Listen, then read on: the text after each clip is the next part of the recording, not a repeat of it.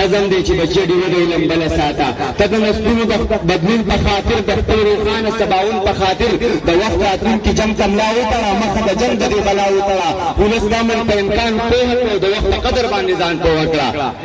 ولس د امن په امکان پوهه کړه د وخت په قدر باندې ځان پوهه کړه په وړاندې دي چاته تلوار نه کوي دا دنیا چاته انتظار نه کوي نن تر دې خاورې اصلي بچي تر دې خاورې حلالي بچي ته به د پیژنو ښار جوړېږي ته به د مینې پیروکار جوړېږي ته به د دې وطن سنگار جوړېږي ته به د خوارو لسکم خوار جوړېږي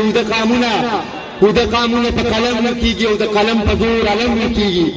او د قامونه په قلم نه کېږي او د قلم په زور علم نه کېږي ته خپل قلم په زور خپل قام وکړه ولس د امن په پیغام وکړه په کردار کې مېړنی نه شوې په تاریخونو کې ژوندی نه شوې دا یو سپېڅلی حقیقت ومنه دا د جان جان نصیحت ومنه او تلل وړه تر منزله ساتو بچړي ودی لمبله ساته